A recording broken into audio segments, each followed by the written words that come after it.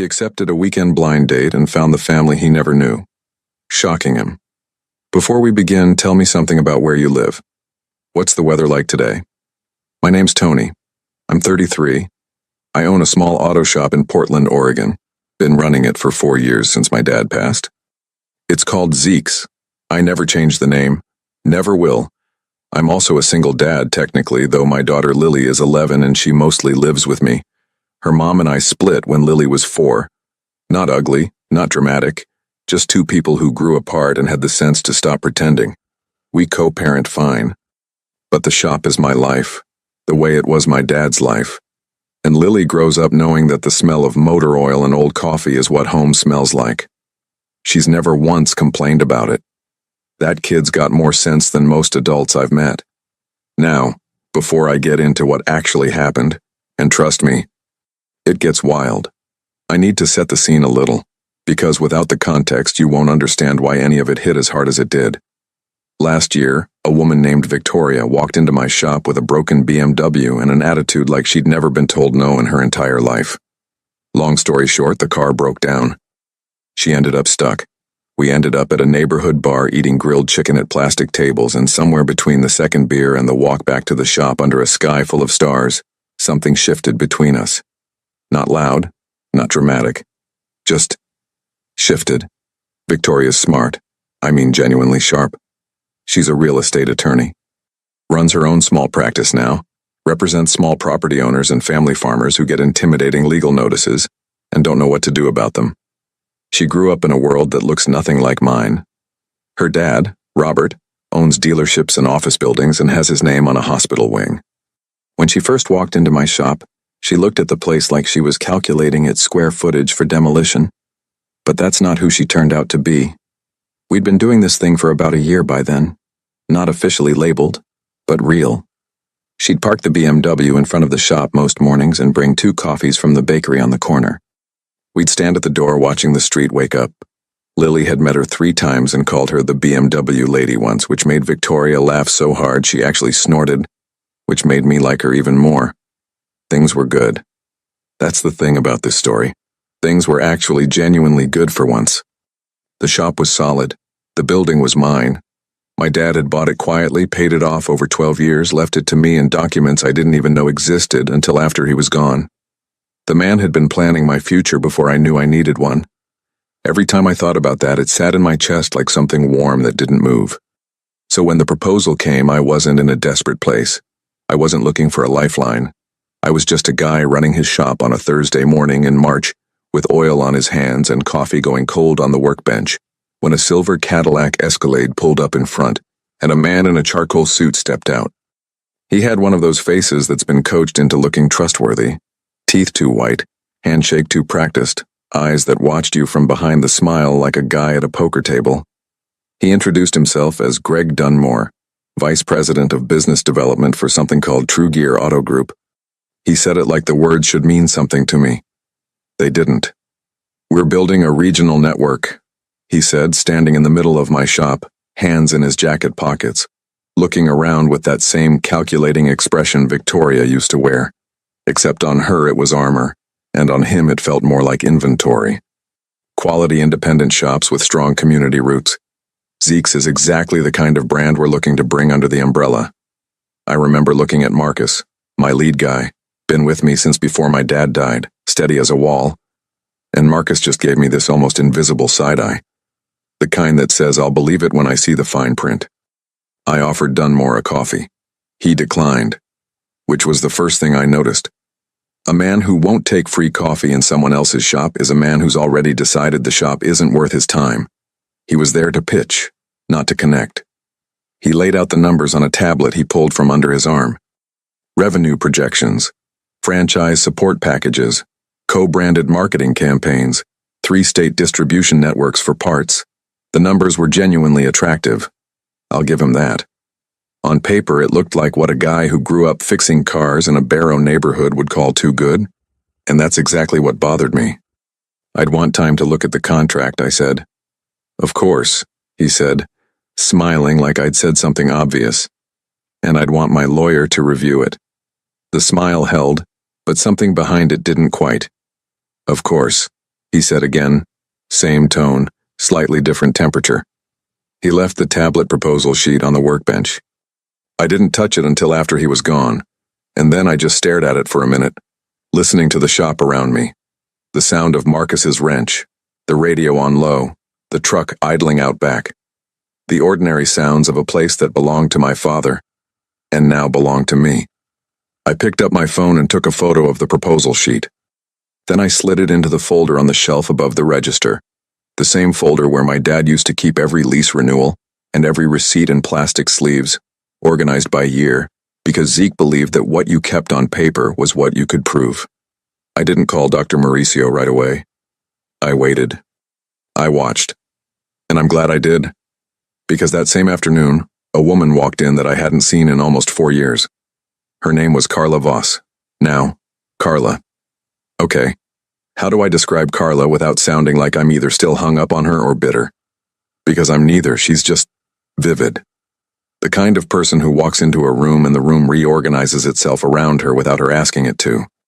She had this way of talking where every sentence sounded like the punchline of a joke only she'd already heard, and this habit of tilting her head just slightly when she looked at you, like she was deciding how much of you was worth her attention. We went out for about 11 months before she moved to Seattle for work. It ended fine. No blow-up, no drama. She left.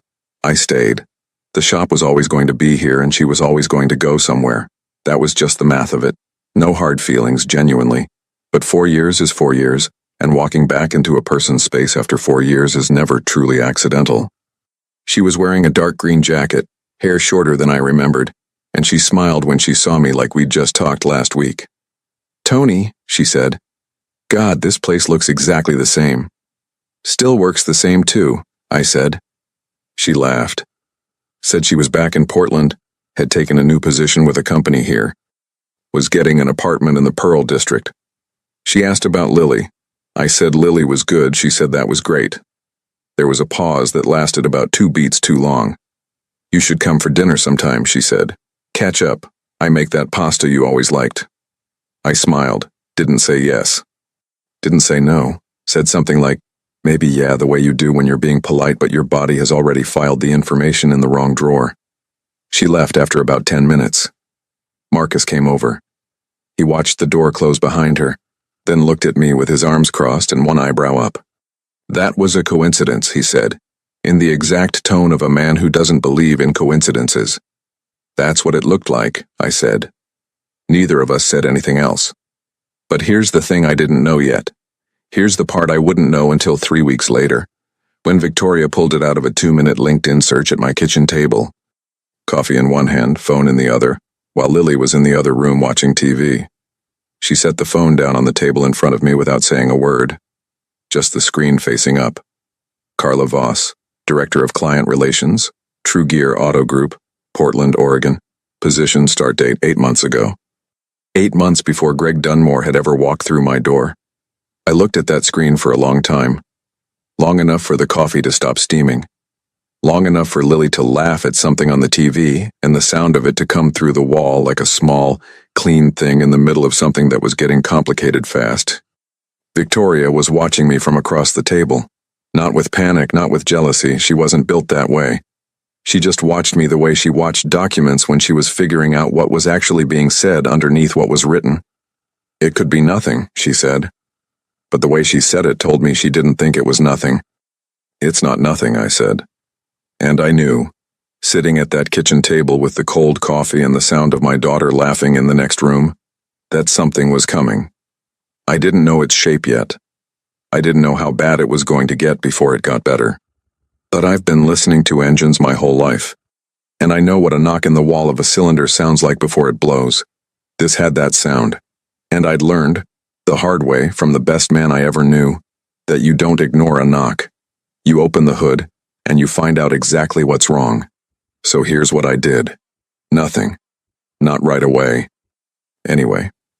And I know that sounds crazy, like you just found out the woman who shows up at your shop after 4 years of silence works for the exact company that tried to buy you out 2 days earlier, and your move is nothing. But stay with me, because doing nothing when everything in you wants to do something is actually the hardest thing. My dad taught me that. Zeke used to say that a mechanic who panics over a strange sound and starts pulling parts before he understands the problem always makes it worse. Always. You listen first. You map the noise. Then you move. So I listened. The week after Victoria showed me that LinkedIn profile, I went about my days the same way I always did. Up at 5:40. Coffee on the old gas burner. Stand at the shop door watching Acacia Street come alive in the gray Portland morning. The bakery lights flipping on. The delivery truck from the bread company making its first stop. The dog from the apartment above the laundromat doing his slow lap around the block like a retired security guard. Lily would come down at 7, eat cereal standing up because she refused to sit for breakfast on school days, kiss me on the cheek, and walk out the door with her backpack hanging off one shoulder like it personally offended her. Normal. All of it completely normal. But underneath the normal, something was running. Like a second engine I hadn't turned on. It just started on its own and I could feel the vibration of it in my back teeth. Greg Dunmore called on a Wednesday. Friendly, professional, asking if I'd had a chance to look over the proposal. I told him I was still reviewing it with my lawyer. He said to take my time. That easy smile in his voice, the one I could feel even through the phone. I hung up and stared at the wall for a second. Then I called Dr. Mauricio. Mauricio's office is 3 blocks from the shop, 2nd floor above the hardware store, accessible by a staircase that's been crooked since at least 1987.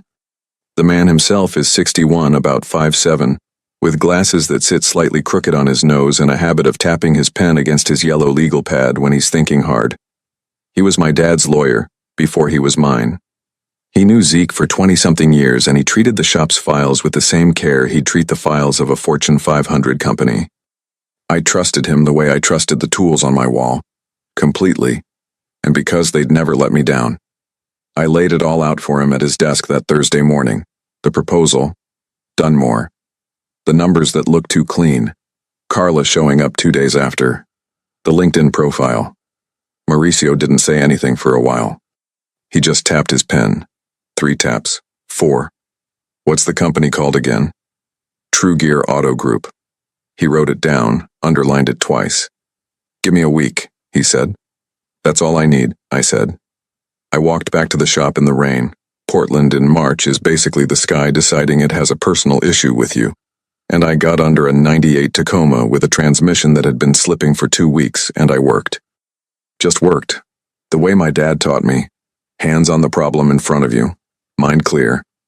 But Carla came back on Friday. This time, she didn't come to the shop. She texted. The number was the same one I'd had for her, still in my phone under Carla Fee, because I never delete contacts. A habit from my dad who kept every business card he ever received in a shoebox under the register. The text said she'd found a pasta place near the Pearl that was actually legit, and asked if I wanted to grab dinner. She added a laughing emoji. Casual. Light. I showed it to Victoria that evening. Not because I felt guilty, I hadn't done anything, but because Victoria and I had built something that ran on honesty, and I wasn't about to compromise that foundation for the sake of looking cool. She read it, handed the phone back, and picked up her wine glass. What are you going to say? She asked. I was going to say I'm busy. She nodded slowly. Not a relieved nod, more like a thinking nod. Don't say you're busy, she said. Say yes. I looked at her. If she's working with Dunmore, Victoria said, setting the glass down, she's there for a reason, and the only way to figure out the reason is to be in the room. She paused. You're not going to dinner, Tony. You're going to gather information. I sat with that for a second. You're not worried? She gave me a look that was somewhere between affectionate and mildly insulted. I'm a real estate attorney, she said. I read people's intentions for a living. Carla Voss doesn't scare me. Greg Dunmore does. And right now, she's the clearest window into what he's actually planning. That was the thing about Victoria. She never played small. Even when the situation was personal, she played it like a professional. It was one of the things about her that still caught me off guard sometimes. This woman who walked into my shop 10 months ago in champagne-colored heels and threw her business card on my workbench like she was discarding trash, and turned out to be one of the sharpest, most clear-eyed people I'd ever met. Okay, I said. I texted Carla back. Sure.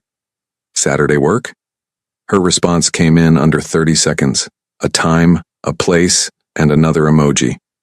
The restaurant was the kind of place that has exposed brick and a wine list that's longer than the food menu, and ambient lighting specifically designed to make everyone look slightly better than they actually are. I showed up in a clean flannel and dark jeans, which was about as dressed up as I get outside of a funeral. Carla was already there when I arrived, sitting at a corner table, wearing a burgundy blouse and that same head tilt from before, like she'd been mid-thought about something when I walked in. She looked good. I noted it the way you note weather. It's information, not an invitation. We did the polite thing first. Ordered drinks. Talked about Portland. She asked about Lily again, and her questions were specific enough that I knew she'd thought about them beforehand, which should have felt touching but instead felt practiced. She asked about the shop. Said she'd heard business was good. I asked how she'd heard. She said, around. In a city of 700,000 people. I filed that away and smiled and ordered the carbonara. It took about 40 minutes and 2 glasses of wine, hers not mine, I had water, before she circled back to it. I actually wanted to tell you something, she said, turning the stem of her glass slowly, about where I'm working. True Gear, I said. She blinked. Just once, just fast enough that you'd miss it if you weren't watching for it. You already know, she said. I already know. She put the glass down. Something shifted in her face, not guilt exactly, more like a person recalculating a route mid-drive. Greg mentioned he went to see you, she said. The proposal? He did. And? I told him I'd have my lawyer look at it. She nodded. The head tilt came back. Tony, it's a good deal. The numbers are real. I've seen the books. The franchises that have joined are doing significantly better than they were operating independently. The co-brand model is strong. The parts network alone would cut your supply costs by... Carla. I said it quietly. Not angry, just a period at the end of something. She stopped. Why are you here? I asked. The question sat between us like something that had been on the table the whole time and we'd just been eating around it. She picked up her glass again, set it back down without drinking. I work for Greg. He thought it might help to have someone you know make the connection.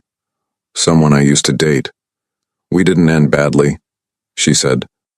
No, I said, we didn't. Silence. The restaurant kept going around us, plates landing on tables, low music from overhead, a couple laughing near the window. Carla, I said, what happens if I don't sign? Something crossed her face. It was brief, and it was real, and it was gone before she could control it. A flash of something that looked like discomfort. Not guilt for herself, but discomfort on my behalf. Like she knew something about the answer to that question, and didn't love knowing it. Nothing happens, she said. It's a business proposal, not an ultimatum. But her eyes went about a half-inch to the left when she said it. The kind of tell you see in a person who's not a practiced liar. Someone who mostly tells the truth and isn't built for the moments when they don't. I nodded slowly. Folded my napkin on the table, drank the last of my water. Good pasta, I said. She smiled, but it didn't reach anywhere. I paid my half. We hugged at the door, the polite kind, 1 arm, 2 seconds, and I walked out into the wet Portland night with my hands in my pockets, and the rain starting again and that second engine running harder than ever in my chest. I called Victoria from the car before I even started it. She didn't come out and say it, I told her. But there's something on the other side of a no. I could see it in her face. I know, Victoria said, and the way she said it made me pause. You know? I heard her exhale slowly on the other end. Mauricio called me this afternoon, she said. He found something. He wants to meet with us Monday morning. The rain picked up against the windshield. Outside, the street looked exactly like every street in Portland in March. Dark, wet, ordinary. Nothing to indicate that the ground was shifting. But it was. How bad? I asked. A beat. Let's talk Monday, she said. I drove home through the rain, checked on Lily, who was asleep with a book open across her chest. Some mystery novel she'd been working through for 2 weeks. Always falling asleep before the ending. I closed it carefully, put it on her nightstand, and stood there for a second in the dark of her room. She looked so much like her mother when she slept. peaceful in a way that kids are and most adults forget how to be. I stood there and I thought about my dad, about the folder on the shelf, about a man who spent his whole life building something quietly without announcement, without needing anyone to applaud the effort, who registered leases with notaries for no legally required reason other than a deep, steady understanding that honesty needs to be documented. You always know, I thought. You always prepared me and I didn't even know it was preparation. I turned off Lily's light and went to bed.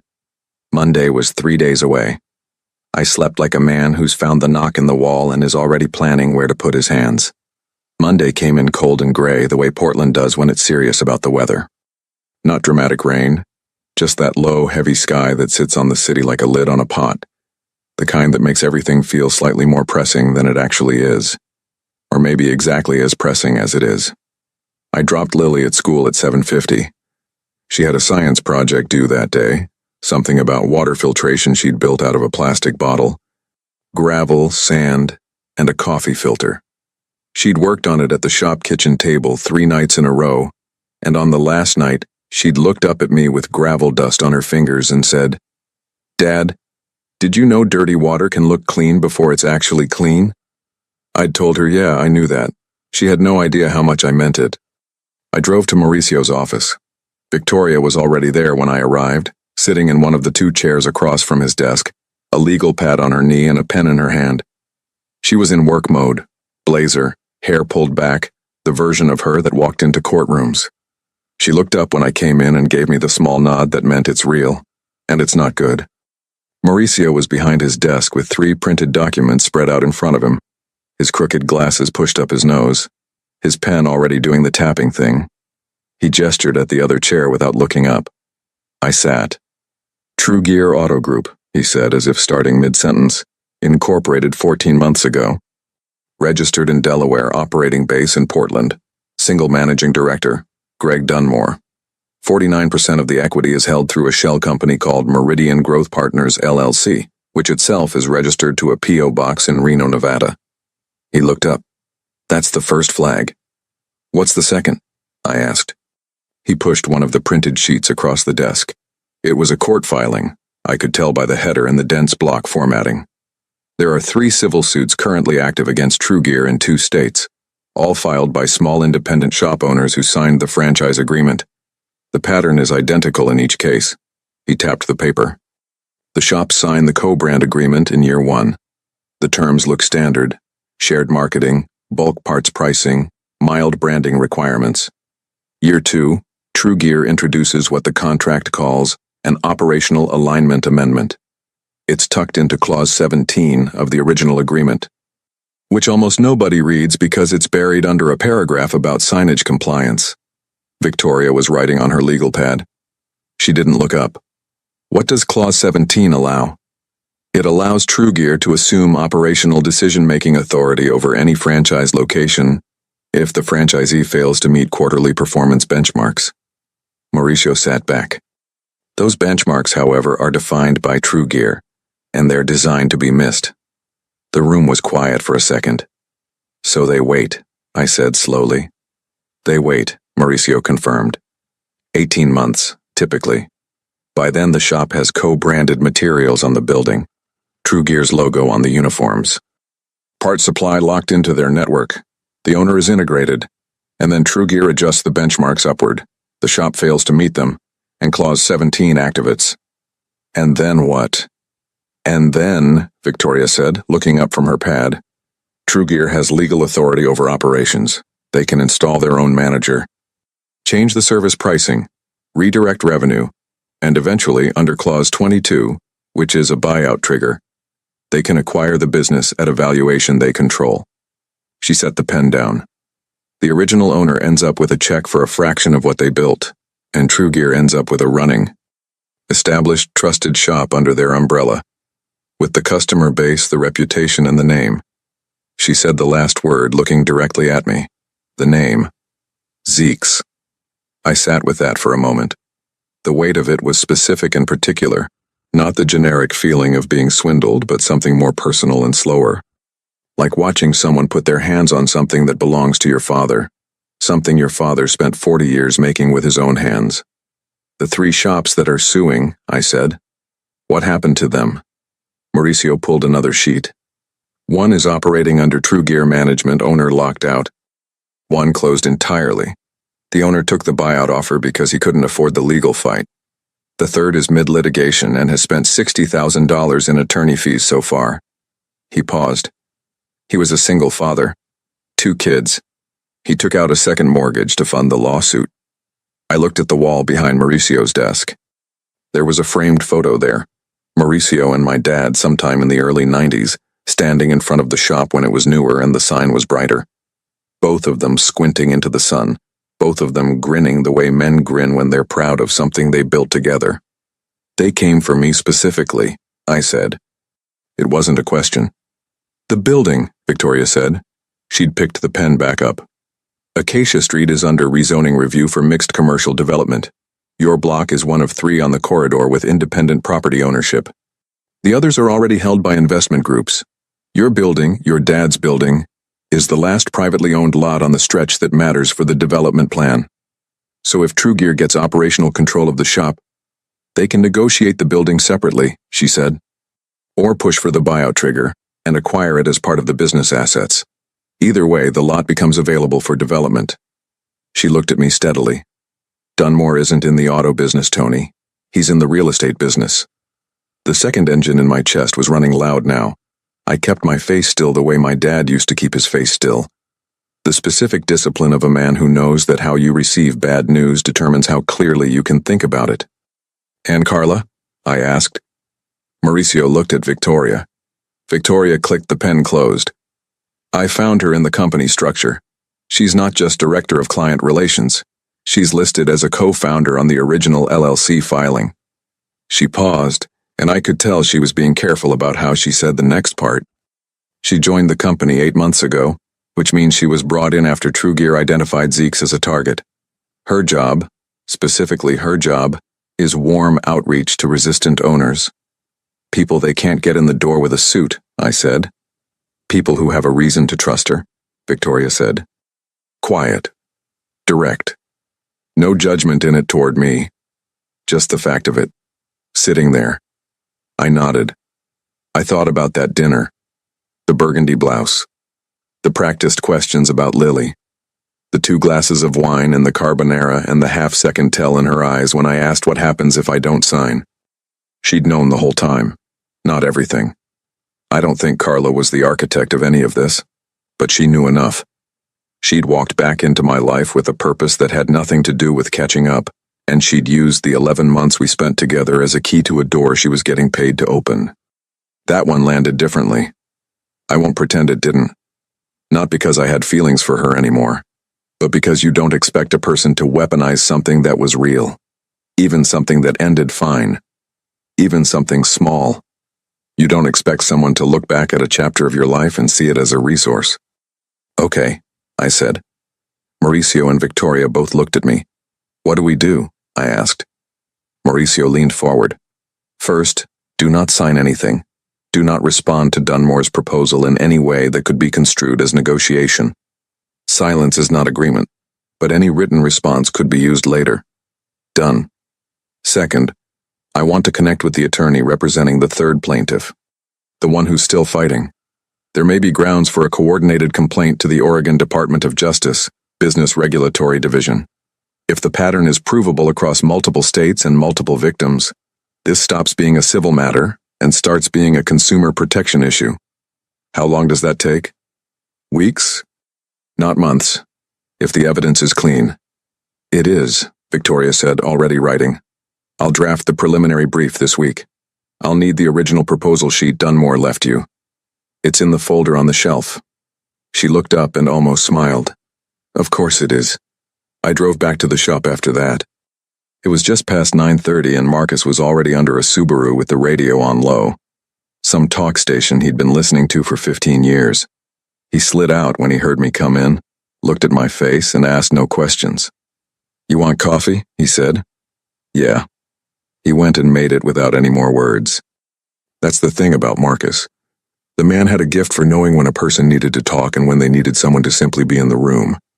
He'd learned it from my dad, I think. Zeke had been the same way. I stood at the workbench and drank the coffee and looked at the folder on the shelf. Inside it were 40-something years of a man's careful work. Every lease renewal in a plastic sleeve. Every receipt filed by year. A notarized building deed. A property title. The history of a place that nobody had ever been able to take, not for lack of trying. And now someone new was trying. I looked up at my dad's photo. The orange Volkswagen. The unlit cigarette. That grin. You built this right, I thought. Every single layer of it you built right. I'm not going to let it go. The afternoon was ordinary. 3 cars came in. A Honda with a coolant leak, a Ford F-150 with a brake issue, a Dodge Caravan whose owner, a woman in her 70s named Mrs. Patterson, brought homemade oatmeal cookies every time she came in and called Marcus young man, despite the fact that he was 52. He loved it every time. Life ran on, the way it does. Steady, ordinary. But underneath it, something was moving. Quiet and methodical, the way the best things move before they arrive. At 5 o'clock, just as I was locking the front, my phone buzzed. A text from Dunmore, 4 words, following up on the proposal. I read it once, put the phone in my pocket, locked the door. I didn't respond, and I didn't plan to. Not yet.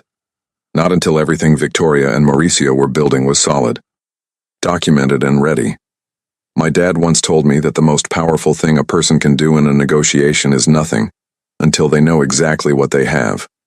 I was beginning to understand what I had, and Greg Dunmore had no idea what was coming. I've been sitting here trying to figure out how to write this part, because it's the part that's hardest to explain without sounding either naive or bitter, and I'm genuinely neither. But you guys deserve the full picture. Not just the clean version where I'm always 3 steps ahead and nothing costs me anything. Because it cost me something. Not everything, not even close. But something. It was a Wednesday evening, 10 days after the meeting with Mauricio. Lily was at her mom's for the week. They had a school break, and her mom had planned a trip to the coast, which Lily had been talking about for 3 weeks with the specific enthusiasm kids reserve for things involving both the ocean and unrestricted screen time. The shop was closed. The street outside was doing that Portland thing where the rain isn't quite rain yet. Just a kind of heavy damp that sits in the air and makes the streetlights look like they're wearing halos. I was at the workbench going through invoices, the kind of administrative work I genuinely dislike but that my dad did every Wednesday night without complaint. So I do it too, out of a combination of discipline and stubbornness, and when my phone rang. Carla. Not a text this time, an actual call. I looked at the screen for 2 full rings. Then I picked up. "Hey," she said. Her voice was different from the restaurant, less rehearsed, more tired, maybe. "Hey," I said. A pause, the kind that means the person on the other end had a plan for how this conversation would start and has already abandoned it. "I need to tell you something," she said. I put the invoice down. "Okay." Another pause. Longer. I could hear her exhale slowly, the way someone does when they're making a decision they've been circling for a while. "Greg knows you haven't responded to the proposal," she said. "He's not going to keep waiting. Tony, he's not who he presented himself as. I knew the pitch was aggressive, I knew the contract terms were complicated, but I didn't know everything until recently." She stopped. "I found out about the other shops. The ones that are suing. I didn't know the Clause 17 thing was a trap when I joined. I thought it was a legitimate franchise operation." I said nothing. Gave her the silence the way Mauricio had once taught me to give it. Not hostile, just empty. Because an empty silence will pull more out of a person than any question. "He has someone who watches county rezoning filings," she continued. "When Acacia Street came up for the mixed-use review, your address flagged in his system. That's when he started building the approach.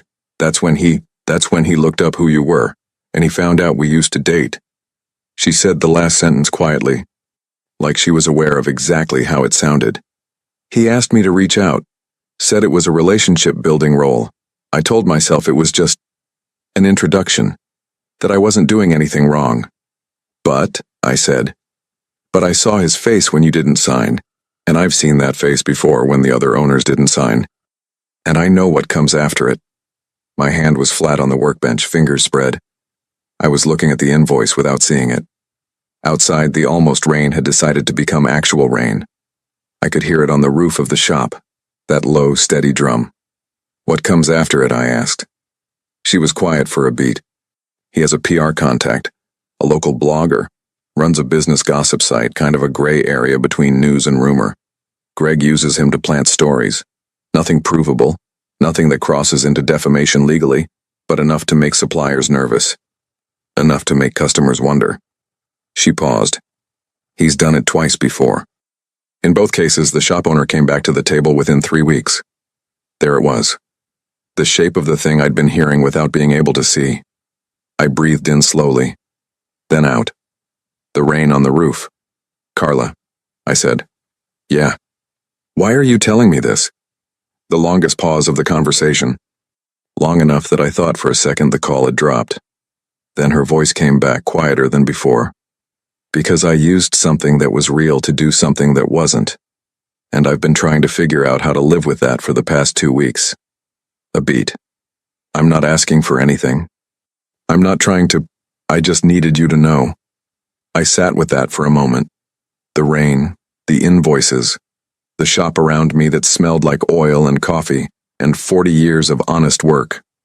"Okay," I said. "Okay? I believe you," I said. "And I'm not going to pretend I'm not angry about it, because I am.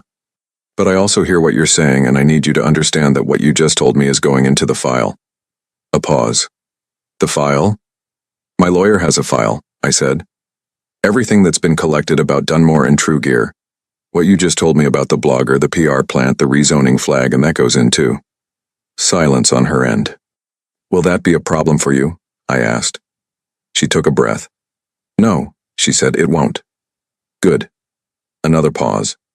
Then quietly, "I'm sorry, Tony." "I know," I said. I meant it. Not as absolution. Some things can be acknowledged without being wiped clean. But I meant it as a true thing because I thought she was. The kind of sorry that doesn't fix anything but is still worth saying. We hung up. I sat alone in the shop for about 20 minutes after that. Didn't move, didn't pick the invoice back up. Just sat in my dad's chair with the rain on the roof and the light on over the workbench and the folder on the shelf. Then I called Victoria. I told her everything Carla had said, word for word, the way I'd been trained my whole life to report on an engine, without editorializing, without skipping the parts that don't look great, because accuracy matters more than narrative. Victoria listened without interrupting. When I finished, she was quiet for a second. "The blogger," she said. "Did she give you a name?" She didn't. But she said Dunmore uses him regularly. It's not a one-time thing. It's a tool. Okay. I could hear the pen. I can find it. If Dunmore's planted stories before, there'll be a pattern in the timing. I'll cross-reference the other 2 shops with the publication history of local business blogs.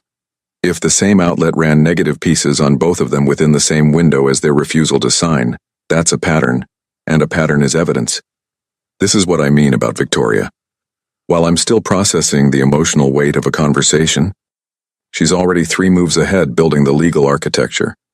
It's not coldness. She'd checked in on how I was doing before she picked up the pen, and the check-in was genuine. But she understood that the best thing she could do for me in that moment wasn't sympathy. It was work. "How are you doing with the Carla part?" she asked.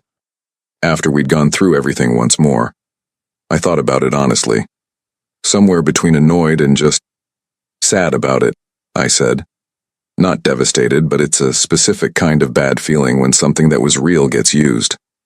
"Yeah," she said. Quiet. Not trying to fix it. Just there. "She did the right thing tonight," I said.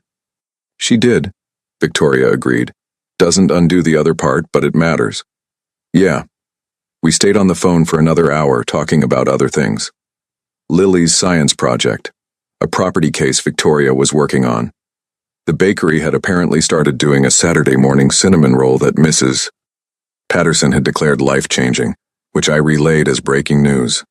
At some point the rain slowed down and the streetlights outside the shop window went back to looking like regular streetlights instead of something out of a noir film. I slept okay that night. The next morning I called Mauricio before I even poured the coffee and told him to add what Carla had shared to the file. He tapped his pen twice. The blogger lead is useful, he said. Leave that to Victoria. She'll find the connection faster than I will. What I need from you today is a written summary of the dinner conversation with Carla. Everything she said at the restaurant about the proposal and the follow-up call. Date, time, what was said. Factual, no commentary. Like a report. Like evidence, he said. I wrote it at the workbench between jobs, on a yellow legal pad I bought at the drugstore on the corner because I didn't want to write it on my phone. 2 pages, front and back. Clear, factual. Time-stamped. The way my dad filled out repair orders, thorough, because thoroughness is a form of respect for the truth.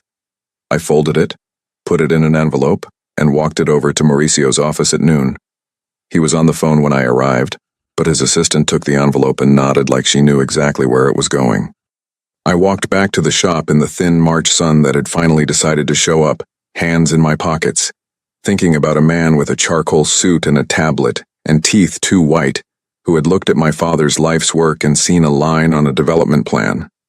I thought about the 3 shops the owner who closed, the one locked out of his own building, the single dad with 2 kids and a second mortgage funding a lawsuit he couldn't afford.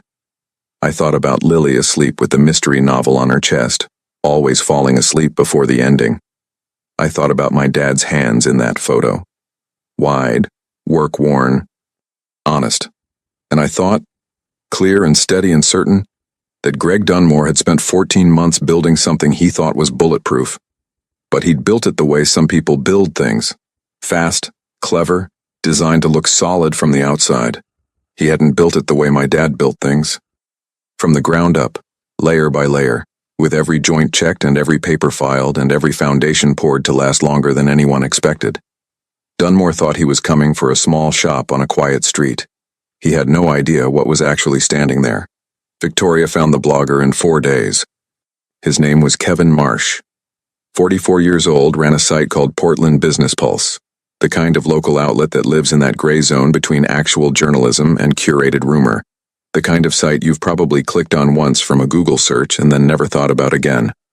It had maybe 12,000 monthly readers, which sounds small until you realize that 12,000 people in one city, reading one targeted story about one specific business, can do a lot of damage to a reputation that took years to build.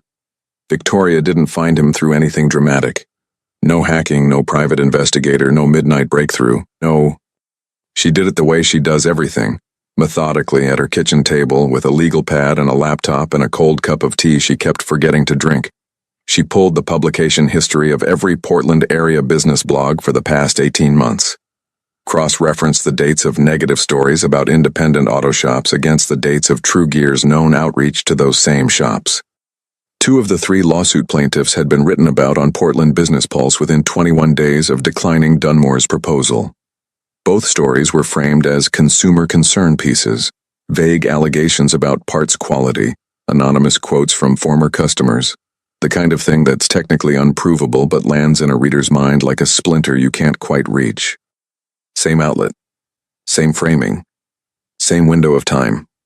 She called me on a Thursday night and I could hear in her voice the specific satisfaction of a person who has been hunting something and has just found its tracks in fresh mud.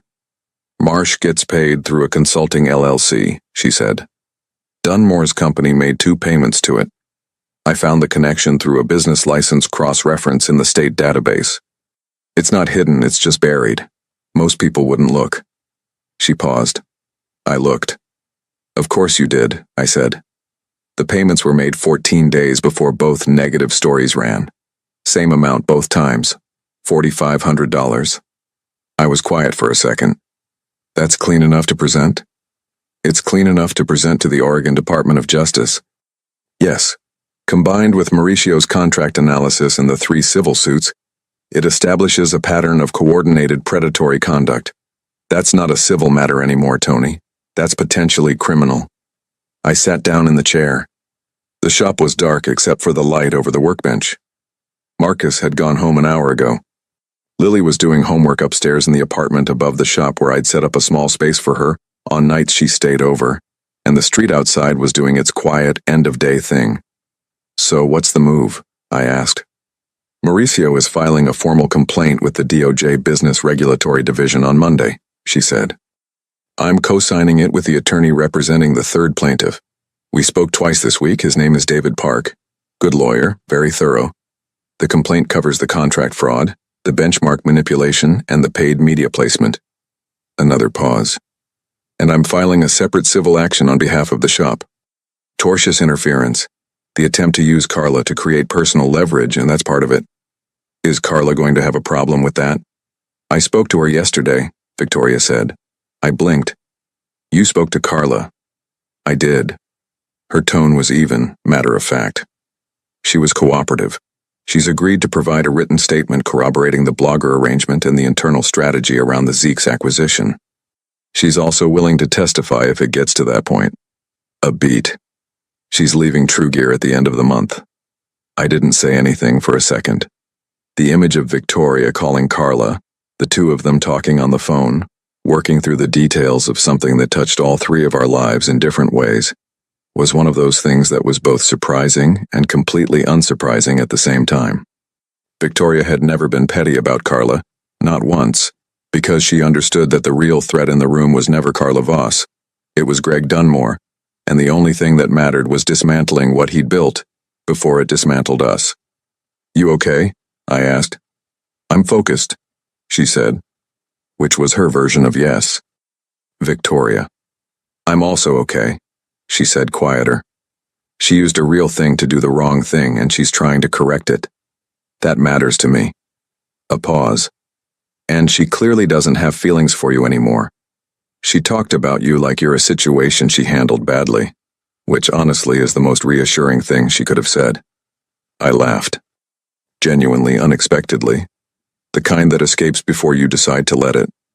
I love you, I said. It was the first time I'd said it out loud, not planned, not presented, just there, the way true things tend to arrive. The line was quiet for 1 second. 2. I know, she said, and then, softer. I love you too. A beat. Don't make it weird. We have a DOJ complaint to file. The following Monday, Mauricio filed the complaint.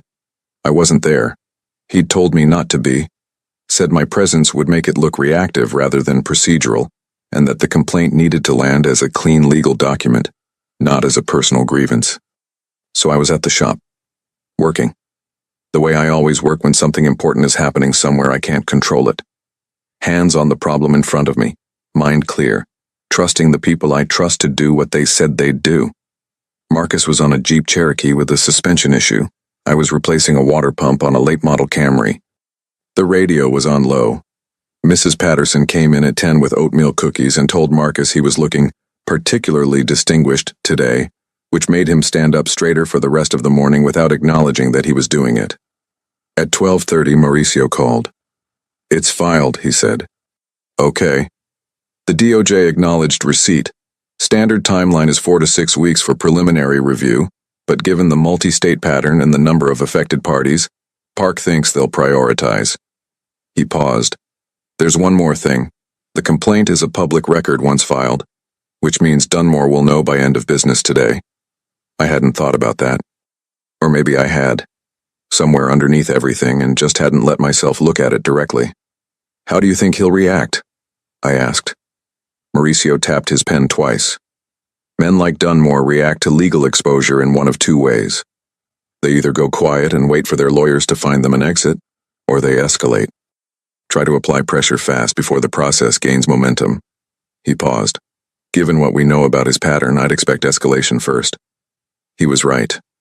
The blog post went up at 4:15 that afternoon. Portland Business Pulse. Local auto shop under scrutiny for questionable parts sourcing. I found it because a supplier called me. Ray Kowalski, 60 years old, been supplying the shop with brake components since before my dad died.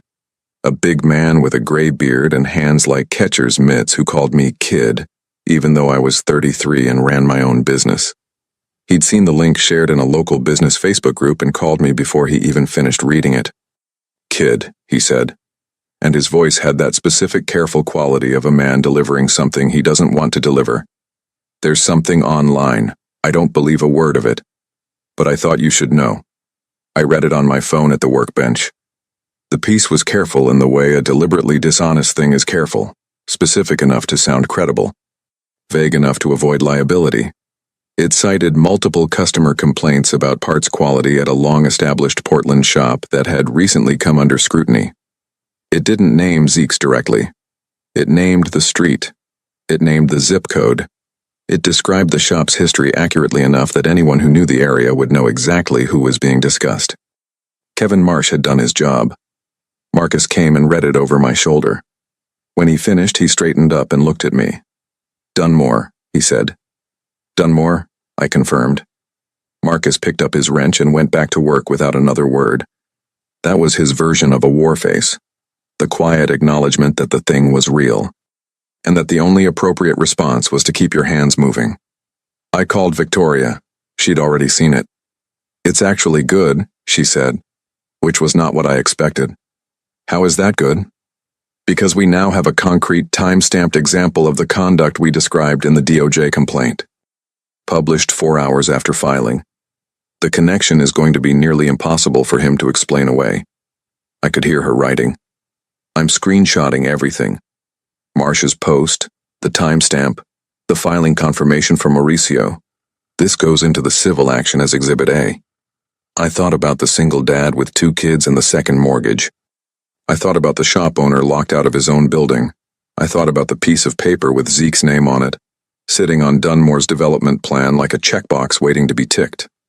"Victoria," I said. "Yeah? How solid are we?" She didn't answer right away. I could hear her breathing. Steady and even, the sound of someone who has looked at every angle of a structure and is telling you the truth about what she found. "We're solid," she said. "The contract analysis is airtight. The payment trail to Marsh is documented. Carla's statement is written and signed. The 3 plaintiffs are coordinated and Park is excellent." She paused. "And the blog post he just published, an unprompted, reactive, and timed to the hour, just proved exactly what we said he does." "Okay," I said. "Okay," she said. And then, quieter, "He made a mistake, Tony. Smart, predatory people always make one mistake when they're scared. He just made his." I hung up and stood at the workbench for a moment. Outside, Acacia Street was doing what it always did at 5 in the afternoon. The bakery shutting down, the first commuters coming through, the dog from the laundromat apartment making his evening lap. Ordinary and steady and exactly itself. I looked up at my dad's photo, the orange Volkswagen, the unlit cigarette. That grin. He made his mistake, I thought. Now we make our move. The DOJ moved faster than anyone expected. Mauricio called me on a Thursday morning, 3 weeks after the complaint was filed, while I was elbow-deep in the engine bay of a 04 Silverado with a cracked head gasket. I had to strip one glove off to answer the phone. And I remember standing there with one clean hand and one oil-black hand, holding the phone against my ear while the morning light came through the shop window, at that low March angle that turns everything slightly gold. "They've opened a formal investigation," Mauricio said, without any preamble. That was his way. No warm-up, just the fact delivered clean. "The preliminary review flagged sufficient evidence of a pattern to escalate to the Consumer Protection Division. They'll be contacting True Gear's registered agent today." I didn't say anything for a second, just stood there in the gold light with the mismatched hands. "Also," Mauricio continued, tapping his pen once, "Park called this morning. The judge on the 3rd plaintiff's civil case granted an injunction. True Gear cannot make any operational changes to that shop pending the outcome of the litigation. It's a temporary measure, but it's public record." A pause. When something like that hits public record, the other dominoes tend to get nervous. "Meaning what?" I asked. "Meaning Meridian Growth Partners, the shell company holding 49% of True Gear, filed a notice of intent to withdraw from the operating agreement yesterday afternoon." He said it the way you say something that is both significant and entirely predictable once you understand how these people work. When the money gets scared, it leaves first, always. I looked at the photo of my dad on the wall, the Volkswagen, the grin. "How long until it falls apart completely?" I asked. "It's already falling," Mauricio said. "The question now is just the speed. I want to tell you about the day Dunmore showed up at the shop, because it's the part of this story I've replayed the most. Not because it was dramatic, it actually wasn't, not in the way you'd expect. No shouting, no threats, no movie-style confrontation. It was quiet. and somehow that made it worse for him than any of the louder versions would have. It was a Saturday. 10 in the morning. I was sitting outside on the 2 chairs I keep on the sidewalk when the weather allows it, drinking coffee with Gerald, my uncle, my dad's older brother, the man who'd been coming every Saturday since he and I had found our way back to each other through all the years of distance and unsaid things. He'd brought tangerines from the farmer's market, same as he always did, and we were peeling them without much conversation, watching Acacia Street go about its Saturday business. The silver Escalade pulled up across the street. I saw it before Gerald did, watched it sit there for a moment with the engine running, the tinted windows showing nothing. Then the door opened and Dunmore got out.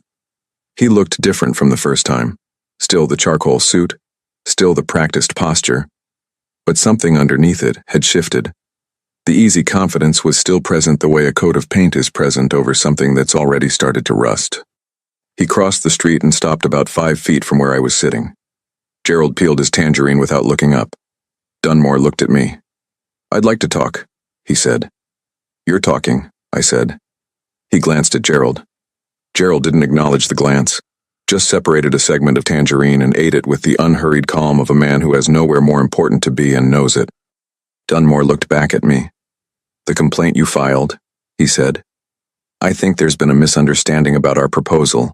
The terms are standard for the industry, and I believe if we sat down and went through the contract together—" "Greg," I said. He stopped. "I'm going to stop you there," I said, quietly. "Not because I'm angry. I want to be clear about that. I'm not angry. I'm past that." I set my coffee cup down on the arm of the chair. "I'm going to stop you because there's nothing you can say to me right now that isn't already documented, and anything you say going forward will also be documented." I looked at him evenly. My lawyer is very thorough. Something moved across his face. Not quite fear, more like the specific discomfort of a man who is used to being the one who controls the temperature of a room and has just realized for maybe the first time that he's standing in someone else's room. "The DOJ investigation is a process," he said, recovering the smoothness. "These things take time.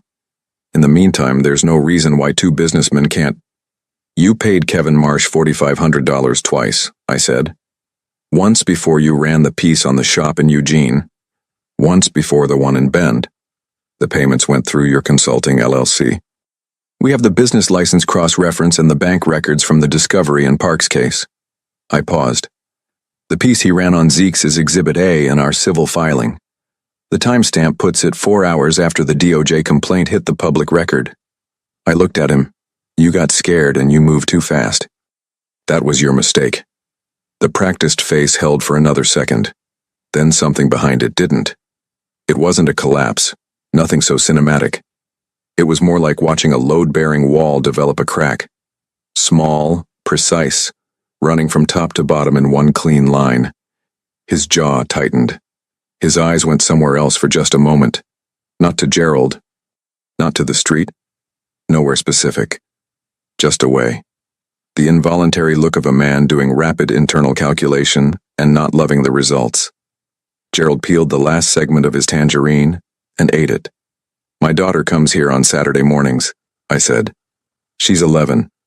She brings 2 coffees from the bakery because she likes feeling useful.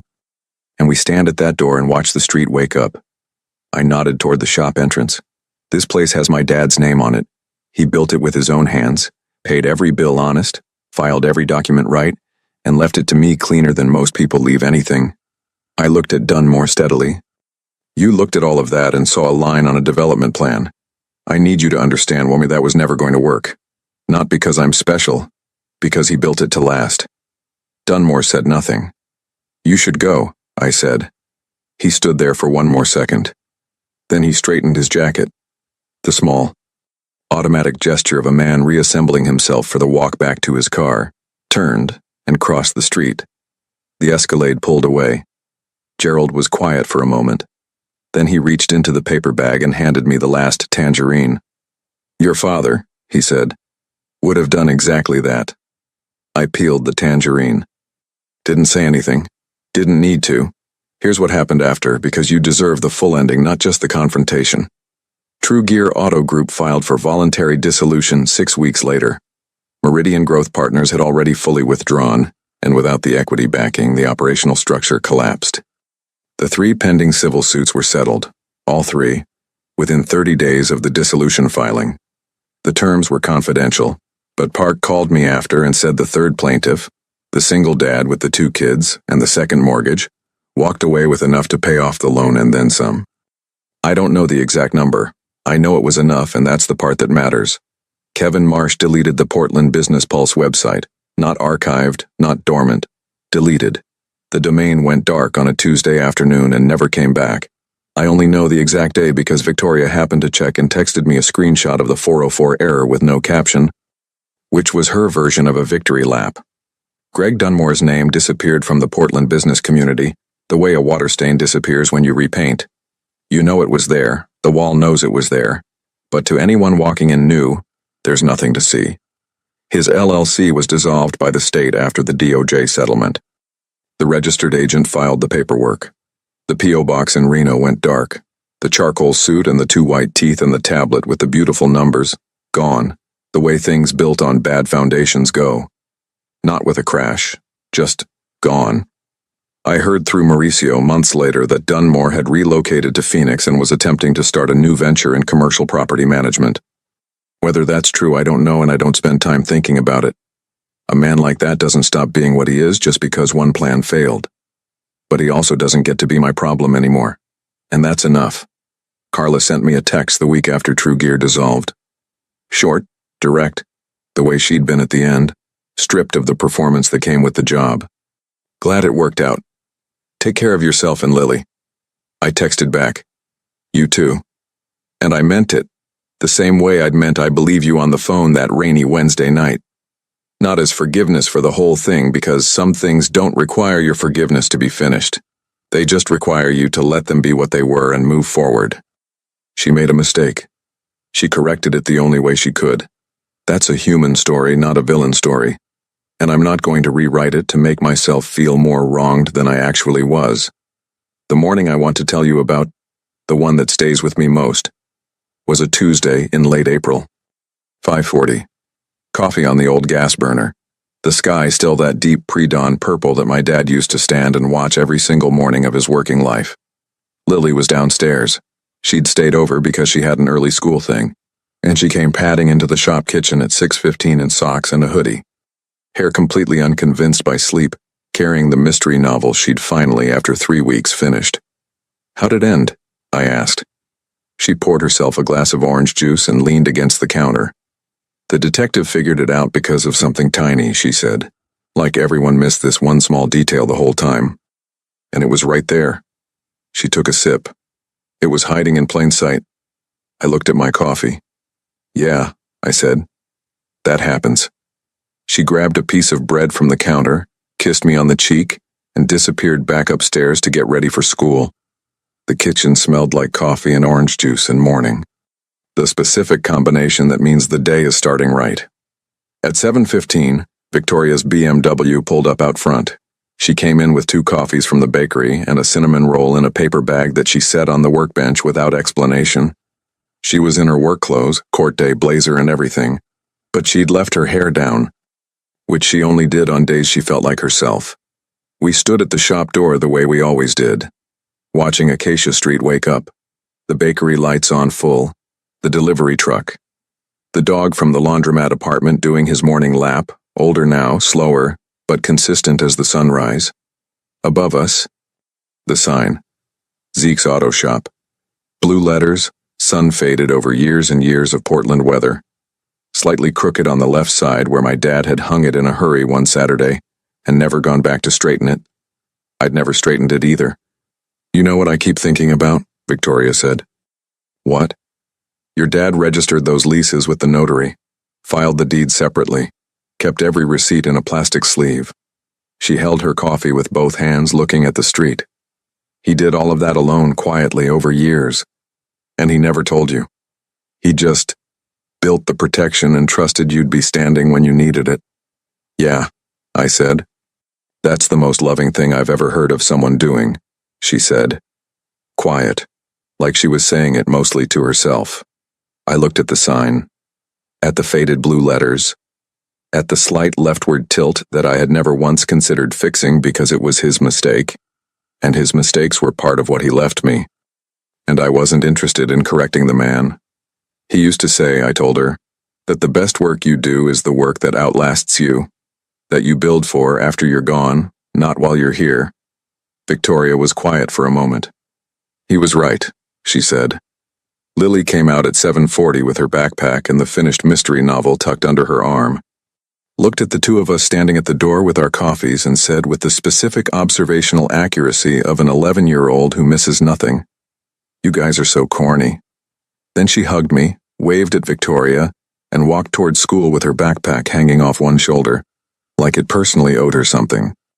Victoria laughed, the real one, the one that escapes before she decides to let it. I watched Lily until she turned the corner. Then I turned back to the shop, to the tools on the wall hung exactly where my dad hung them, to the folder on the shelf, to the chair behind the register that I still hadn't moved and never would, to the photo by the door, Zeke with the orange Volkswagen squinting into the sun, that unlit cigarette behind his ear, grinning the grin of a man who knew something you didn't and wasn't going to tell you yet because you needed to find it yourself. I picked up my coffee, took a sip, looked at the morning. The shop was mine. The building was mine. The name above the door was mine. And none of it had moved. Not one single inch. If you made it this far, thank you. I don't post much, but this community has been a quiet place for me on a lot of nights when I needed it. If you're in the middle of something hard right now,